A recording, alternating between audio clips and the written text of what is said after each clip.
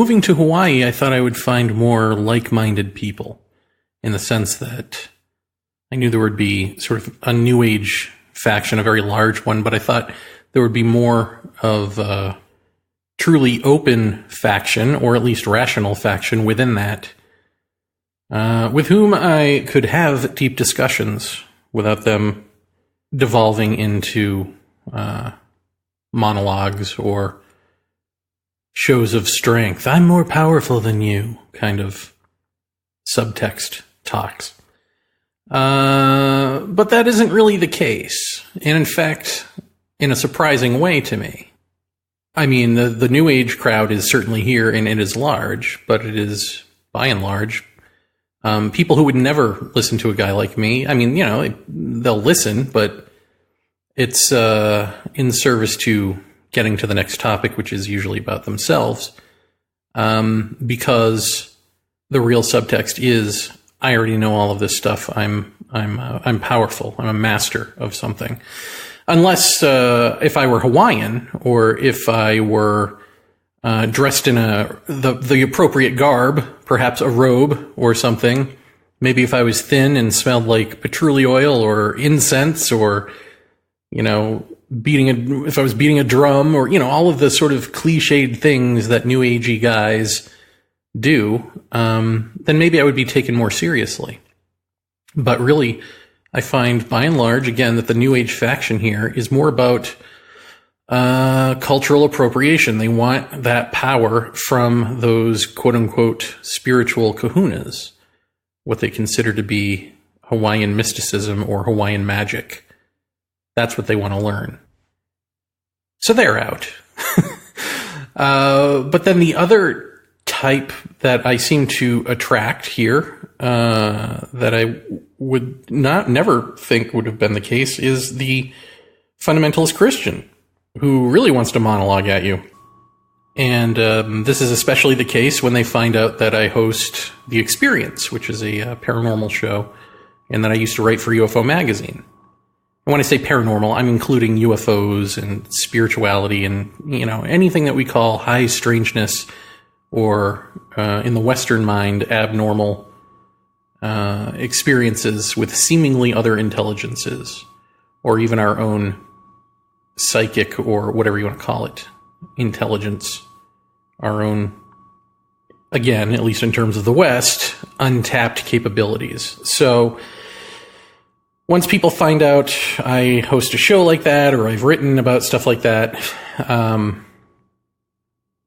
the New Agey people, they don't really want to hear from me, but they're interested in the show, which is fine. But the fundamentalists, well, they want to convert me. They want to tell me all about what the paranormal really is, and it's the devil. And, whether it's whispering in close about being in Jesus's army and carrying a flaming sword and all of that, or it's, for instance, a couple of months ago, the Sears repair guy came to do the annual maintenance, and we had seen him before, and he remembered me, and he remembered that I hosted a paranormal show.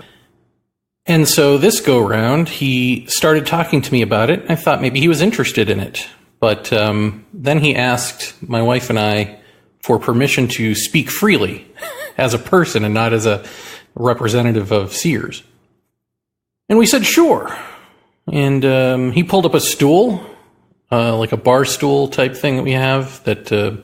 So he was sitting up while we were on couches, sitting down. So he had the floor, right? And boy, for the next at least, I don't know, hour and a half, he badgered us about Christianity, about his version of Christianity, which of course is the only version of Christianity. It's the only right way. And all that paranormal stuff, all that UFO stuff, that's just Satan in various disguises. And it wasn't a real conversation. I could challenge him, I could ask questions, but he was here to teach. And at some point in there, I even asked him, at what point do you realize that everyone knows who Jesus is? Like this whole thing of, I've got to convert people, I've got to talk to people about this. Don't you know that we know? Like, my dad was a minister, you know? Like, who hasn't heard of Jesus in this country unless you're a very young, sheltered child? But I don't know. I don't know the truth. I don't know the true Jesus. And I actually, I tried this tactic. I told him about that Power for Living prayer that I spoke about in a previous episode, where I said the prayer, I meant it, and then I had this great feeling of absolution and joy, and knew that all my sins, whatever that means, had been eradicated from the record. Won't see those on Judgment Day, no, sir. And he was kind of thrilled to hear that until I told him, oh, by the way, this came from the Mormons. So what do you think about the Mormons? And he kind of stuttered for a minute. And he said, well, the Lord, kind of akin to the Lord works in mysterious ways. Essentially, the Lord will use any tool to speak to you, is basically what he said. And I said, yeah, but if this is a fake religion, if this is a false god, well, then I should now believe in it, because that false god is the one who gave me this feeling. Right? So it wouldn't convert me to your Jesus. It would actually make me firm in the belief of Mormonism if I were to believe anything about it like that. And he kind of laughed it off and just repeated what he said, because there is no answer to that. There's no answer to any. I mean, it's all absurd, right? The whole thing of trying to convert someone is absurd. And as I'm speaking now, I realize that the rain has come to join and help me with this talk story. So, thank you, the rain. It may get loud in here. I don't know. But no apologies. We love the rain. Anyway, this gets to the question of, why is it that we need to be right and we need to convert others? Now, I hear that this is usually a male phenomenon. In fact, I got into some trouble arguing over this online. People thought I was being sexist by saying, no, women do it too. It's called nagging.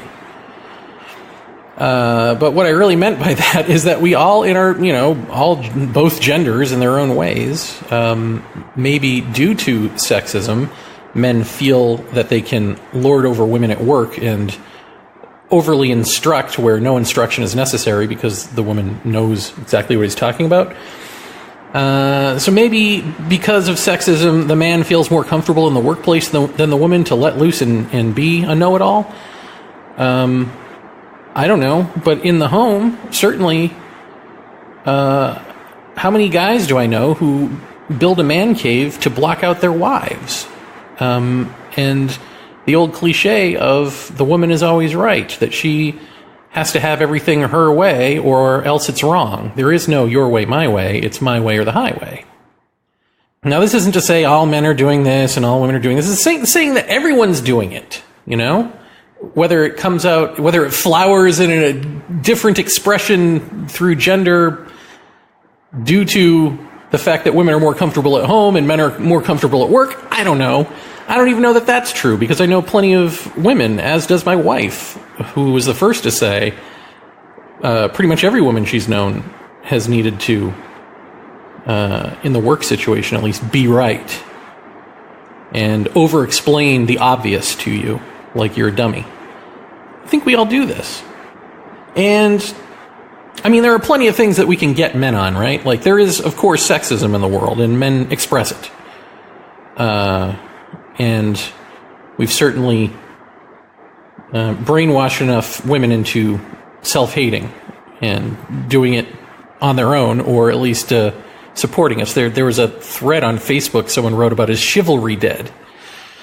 Like, who cares? But the entire comment section of this was just a bunch of sexist stuff about how feminism has killed chivalry, and a lot of the women were the ones saying it. And of course, me being the troll that I am, I asked, give one instance where you were being chivalrous, you were holding a door for someone or being polite to someone of the opposite sex, and and they chastise you for it. And then one guy said he held a door for a woman at a motel. And for 25 minutes, she yelled at him about gender roles and she could get the door herself and blah, blah, blah. And then people started responding to that like, oh my God, yeah, blah, blah, blah. But troll that I am, once again, I had to chime in and ask, well, wait a minute. You stood at a door in a motel lobby for 25 minutes? Taking it on the nose for holding the door for someone? That doesn't sound like that happened. That sounds like malarkey to me.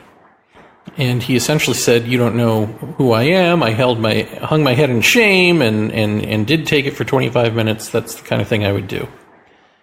And my answer to that, as my wife said, the woman on the woman's end sounds like mental illness. Doesn't sound like feminism. It sounds like there's something wrong there. But there's also something wrong with him that for 25 minutes he would hang his head in shame and take it from a complete stranger about sexism from holding the door. So you see, even when we think about things like that, we're not really honest with ourselves about who we are in the situation, and we're not really clear, even though on the screen, when you type it, it looks to be clear. Unless you know that person, you're not really clear with what happened. You know, all these people chiming in about feminism killing chivalry, for all we know, they're talking about stalking women. You know what I mean? Like, so I digress. Really getting away from the premise of this episode. And the premise is, of course, that needing to be right and converting others is the fear of the unknown, and therefore life itself. I mean, needing to be right. We've talked about this in different ways through this show and at ourundoing.com. Come on down, join the club. That we need to convert others. We need to have them tell us we're right because we know that we're on shaky ground, because really we're born into a situation, life, where we don't know anything at all. And so the only way that we can feel as though we have a firm foothold in life is by consensus. And the only way we can have confidence in life is by building consensus based on what we say. And we do this because it's easier to live in a bunch of constructs, a bunch of thought constructs, which are illusions. Because we are thought. It's easier to branch out our own self into social, into consensual sense of self, than it is to see the fear that the self is seeking to eliminate by seeking answers, and then by seeking others to convert them to your answers. Now let me ask you a question. What is the unknowable? Not the unknown, but the unknowable. Is it death? Don't say yes or no, just work it through. I mean, really, ponder this for a second. What is knowable resides in thought. What is unknowable does not. Right? The knowable is a product of the past. Something you've gone through, something you've understood, something you've comprehended. This is the past. What is unknowable, therefore, doesn't reside in thought. The unknowable doesn't reside in the past. You can't get at it through concrete examples, through repeatability. You can keep searching your databanks for it. You can keep looking. But if it's unknowable, it's not going to be there. If it's unknown, it'll be there, right? This is the difference between the unknown and the unknowable. The unknown is something that you just don't know at the moment, but once you search around, once you do the Google search or you search your own memory, you realize, oh yeah, that's this. Or if someone teaches it to you, you go, oh yeah, now I know. But the unknowable is out of time. And so who are you? Are you out of time? No. You're in time. You're creating time by your very being here. The physical arc of your life is time. You are thought. thought and time are inseparable. Therefore, you are incompatible with the unknowable. You're perfectly compatible with the unknown, because that's just something that'll come to light eventually. But with the unknowable, you are incompatible. So to understand the unknowable is to be the unknowable. To be that timeless awareness that thought cannot touch. Does this make sense? If you're wondering what that loud thud was, it was a bird flying into the sliding glass door window. And I got up and checked it out. The bird's okay. It was a light smacking into the window, and then it flew off. But the interesting thing about that is that there are very thick curtains that are covering the window. And I can just see out of the crack by the door handle from my angle. I saw the bird swoop in and do that. But the point is, the window isn't open. The curtains are closed. So there's no reason for that bird to have thought that it could fly in here. So interesting, right? Well, I'll tell you why it's interesting to me in case it isn't interesting to you, is that every now and then, I get these, signs that what I'm saying, well, I guess I interpret it to mean, that what I'm saying is, I don't want to say important, but on the right track, necessary, nature's listening maybe. It happened a few weeks ago. I had a talk here at the Jalon workshop, and I was talking about my own Kundalini, or maybe I should put that in quotes, quote unquote, Kundalini experience, and how it unfolded. And right at the beginning of this talk, we're all sitting in a circle, and there's another sliding glass door. So the one that was sort of in front of me to my right. A mouse jumped up on the screen outside the door and just started climbing and climbed up to the door handle and sat there. And, you know, you don't see it because the camera's on me in this thing, but you certainly hear me and you see me react to it and hear me say, is that a mouse? Was that a bird? Or, because it was kind of hard to tell what was going on at first, because I've never seen a mouse climb up jump on a screen and climb up, especially, in the day, in a room full of people. Like, that just doesn't happen. So I thought that was interesting. Another more concrete example is when Tiokasin Ghost Horse came to play flute on a weekend that was really wild with synchronicities. And this was a couple of years ago. And so we were staying at a friend's place, and in the morning I heard what I thought was knocking on the door. It was something knocking, and I thought it was Tiokasin or our friend, maybe waking me up. Maybe I had overslept or something. But the door was to my left, and the knocking was coming to my right. So I realized pretty immediately that didn't make sense. And I look over to my right, and there is a bird flapping its wings to keep its position, hovering in the window and tapping on the window with its beak. And once it got my attention, it just flew away. And I went and examined this window. There's not a bird's nest on it. It's on the second floor. There's no ledge for it to stand on. It was literally just hovering and for some unknown reason tapping on the window. And of course, I went downstairs and asked Tiokasin if he had sent a messenger to wake me. And he told me, no, I'm just racist. Don't ever say that again about the Lakota. No, he didn't say that. But maybe he thought it. Who knows? I don't know. But so these are just examples of like when nature calls, right? Or I guess the less scatological humor version is when nature confirms. And now that this episode has gone wildly off course, I'll tell you my other favorite one, which was when I first went snorkeling at Kahalu'u Beach. And It was my first time. I love snorkeling alone. I love going out there and just observing and learning from the fish and from the ocean. And when I came in, there was a little nook where you could sort of swim up and take off your fins. And I did that, and I hear a guy yelling at me from the wall. There was this surf break wall, and he was either standing or sitting on it. And he was yelling at me, but I couldn't really make out what he was saying because, the ocean is noisy.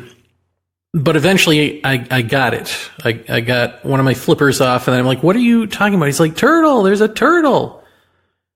And so he's yelling at me about this sea turtle, which I don't see at all. And then suddenly it swims up onto my belly, and it just starts patting me with its flippers, and it's like checking out my fins. And lightly tapping me with its, like smacking me around with its flipper as it's looking at my flippers. And it's illegal to touch sea turtles in Hawaii. So I put my hands in the air because there are some beaches that have lifeguards. It's rare, but there are some, and this is one of them. So I put my hands up in the air and just said, I'm not doing this. This isn't me. And just let this sea turtle welcome me to the ocean and check me out. And then I told that story to someone, and they told me that's my amakua. That's my spirit animal. And I thought, oh, okay, there you go. And then ever since then, I seem to have a strange sort of affinity for or attraction to sea turtles. I mean, I had always sort of, anything in the ocean I'm attracted to, but I'm saying they're attracted to me in a way. Or at least it seems that way. Of course, once something like that happens, you're always on the lookout. But it's like they always seem to just kind of appear and hang out with me for a while and then leave. And maybe that happens to other people. I don't know.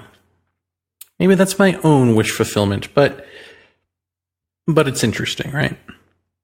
God, and now I'm thinking about all sorts of weird animal things that have happened. And by weird, I mean they seem like oddly coordinated.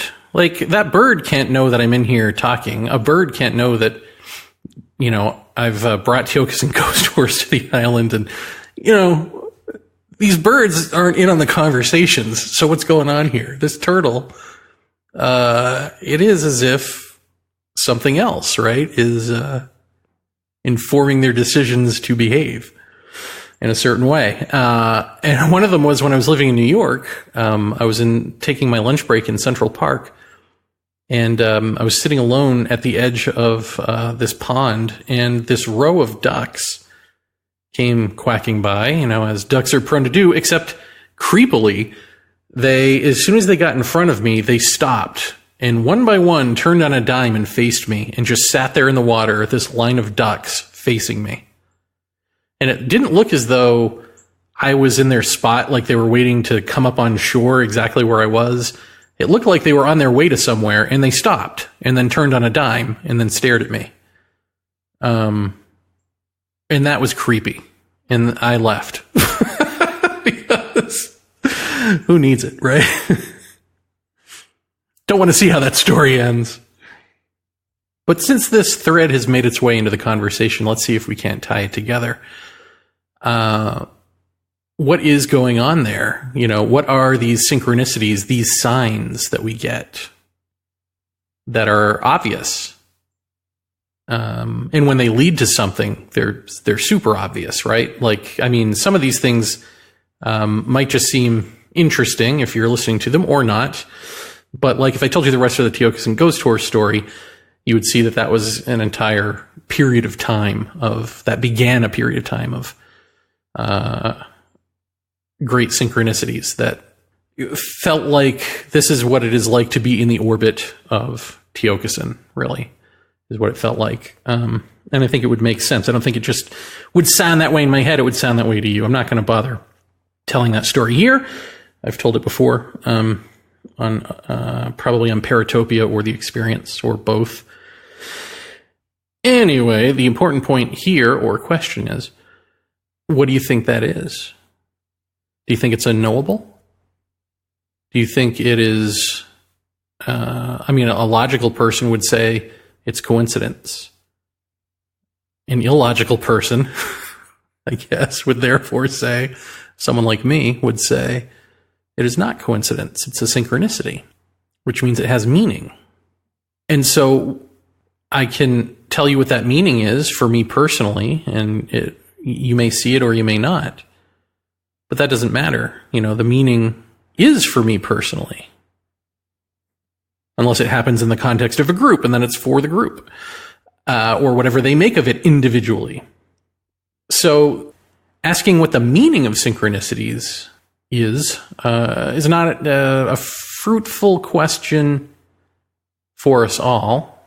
It's not really that important. What might be more important is asking why meaning unfolds that way in the first place. Is it really an invisible hand at work? Someone else's invisible hand? Well, it can feel that way because I think I've said this on this show before. Our perspectives in the world are first person, second person, third person. The reason that we think that the self is everything, is the God, the center, the immortal center. The reason that's so attractive is because being you, being me, is a first person experience in and of itself. But let's talk about spirituality for a second here. We approach spirituality from these 3 points of view. A third person point of view of the unknowable, the spiritual unknowable, is to treat it like like something out there, like an Old Testament God in the sky who we can't understand, who persecutes us, who has no real relationship with us except to command us, and we try to figure out what he wants. That would be a third person point of view. A second person point of view of spirituality would be more of the New Testament, the Jesus character, the Buddha, the person, the guru, the person that you can relate to. You can identify with him or her. And then the first person point of view is that you are that. You are that person. You're not identifying with, you're identifying as. But not in a delusional, I'm Jesus Christ, I'm Napoleon, put me in a mental ward kind of way. But that you've had the actual waking up into wholeness and understand thyself as all of the above perspectives, first, second, and third. They're all you. You understand them all completely because they're you. But now, if you live in the world is still reacting to you through those 3 perspectives. Because the movement of oneness gets broken up into separate movements through time. And these are the 3 lenses through which they are broken. So now you recognize what used to look like an invisible hand, what used to look like a synchronicity from on high, is actually one speaking to oneself through the machination of time. And here comes the rain again, just in time for the end of this, which is to say, the reason that we convert others, the reason that we need to be right, that mechanism of needing to be right is a mechanism of first or second person approach to life. The first person I am identity, there's no need to do anything like that. There's no duality, there's no question, there's no struggle. But within duality, we try to make sense of the world because we're not that first person experience. We're the egoic first person experience, if you want to say it that way. We're the self living in relationship with things, but we're not the one who says, I am also those things. And so we cannot be contented with just being. We have to do. What do we have to do? We have to create and then fortify an illusion of how the world ultimately is. because we don't understand the ultimate, because the ultimate is that first-person identity as. And because we're not there, forget it. Let's just listen to the rain.